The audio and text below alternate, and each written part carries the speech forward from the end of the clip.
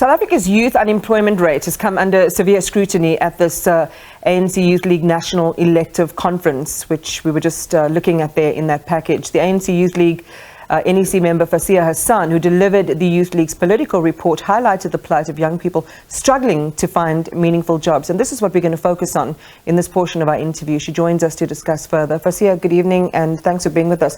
Just a quick step back and some perspective on this conference. You were part of the national task team. It was a long, silent 8 years to get to this point where the ANC Youth League can reanimate its voice. How formidable, focused and credible are they going to be?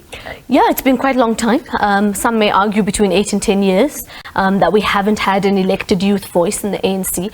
So this particular weekend, as much as it was a difficult process to get here, was historic in on itself. The fact that we closed conference with elected leadership was really, or is really, a big achievement. I think time is going to tell. As I'm also a newly elected NEC member, time will tell whether we're going to be able to deliver on that mandate, but I'm confident. And I'm confident because finally we have young people who are under the age of 35, who are from all walks of life, all over the country, who are really saying, well, my hand is up to do the kind of hard slogging work that's now required. And I think it's also important, Iman, many people think, right, we've elected youth league structures, it's revived, tick, tick. That's not the case. It really is going to take a lot of work in branches, in our communities, to truly revive the youth league. Well, where is some of the dead wood? Well, I think in the structures it's taken some time. You'll note that in a number of provinces we still have some are elected and some are unelected through task teams, similar things in regions. But it's not just about that. It's about putting the politics back into our structures. And that's also why a political report was quite important of this particular Congress, because we can have these structures, but if young people don't know what we're fighting for or how to fight for those things in terms of organizing, then it also doesn't really help us in the long run. A marquee piece was the focus on the economy with particular reference to jobs for young people. Yes. Just maybe share one or two snippets from that, and then I want to come back with some of the opportunities for how you plan on making that live. Yeah, it was a huge thing actually. We know that we have a huge crisis in the country of youth unemployment, and there was a spontaneous moment when I was delivering the political report, and I said, we know that everyone's unemployed. We asked then the entire crowd of delegates to raise their hands, those who are unemployed. And Iman, if I can tell you, I think 80% of those thousands of people raised their hands and started to sing Asina Mali. And for those at home who don't know, it means I don't have money, but it's more than that. It's about a question of dignity. It's about a question of agency. It's about saying we don't have anything left. And there was such a powerful, poignant moment on the economic question, because nobody is immune to the current crisis. Nobody is immune to youth unemployment, and it requires very particular intervention from the government, but also from the private sector as well. And that's really where I want to go to, because not to be cynical, but it is a pre-election year. Yeah. For the party, as the president has said, it is vital that the ANC Youth League is revived and reanimated in this way, because it's going to be an important, machine in the run-up to the elections. You're going to have to reach very important demographics, and that would be principally young people that you can score, who believe that your economic path or the opportunities that you're saying you want to create for young people are going to be there. But it is government's duty to create the environment, and truth be told, they have not done it successfully. I mean, I can go through reams of IMF reports, we can go through the grey listing, we can go through the policy frameworks, all of it. It still rests at their table, and this is your mother body. You're quite right, Iman. I don't think we've had enough done on the youth unemployment crisis. We must be very open and very clear about it. And it's something that we're going to be very sharp and harsh about as the ANC Youth League. But what tangibly can we do? Number one, we can get more young people on the voters' roll. And this is also a very big theme of that political report.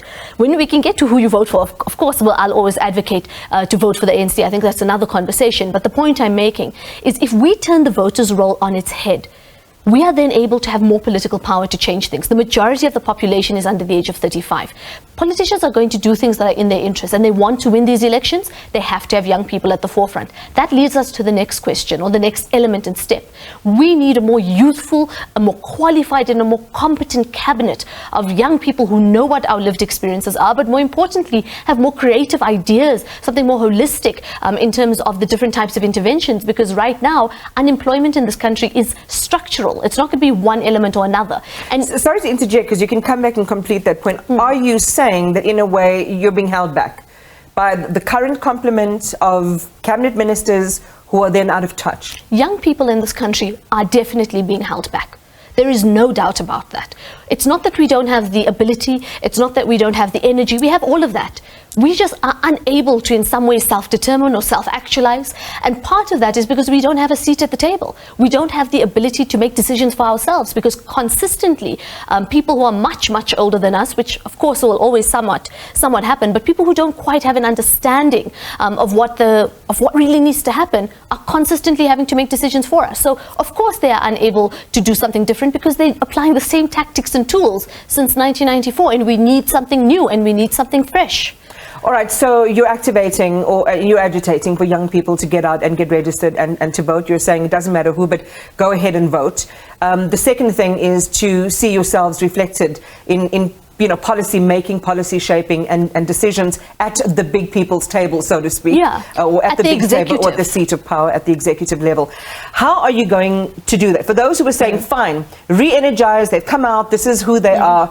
How am I really going to believe them? Because last time this all happened, things really, went badly. That's why there was this 8-year absence, 8 to 10 year absence. What credibility can you sell now, or can you have now? Yeah, so the absence of the Youth League, I think definitely is something that has been an indictment on the organization, on our history as a country. But we've seen what happens when you don't have a vibrant youth voice in the country, when you don't have young people who are consistently not just holding up a mirror to the ANC leadership, but are challenging them. If you have a barking dog over there, it's there. But when the barking dog is here, you're under a lot more pressure to change things. And why is it important that young people should vote? The reality is we can then change the electoral outcomes. It means we can turn parliament on its head, we can turn legislature on its head, ultimately we can even turn cabinet on its head. Why? Because we can be the majority of voters. Think about it. Politicians want to get elected. How do they get elected? Based on the voters' roll. If the voters' roll is majority young people, they have no other choice but to put us there. The next step, of course, is getting young people in those positions. And let me also say, Iman, not just young and qualified, because there are so many people who have the right expertise, and I don't just mean this as a university degree. People who are coming from rural areas, people who are coming with different types of skills must also form a part of the table in that decision making as well. All right. Well, the next couple of months are going to be interesting to watch. Fasiha, thank you for sharing with us the outcome at the end of that National Elective Conference. The ANC Youth League NEC member, Fasiha Hassan.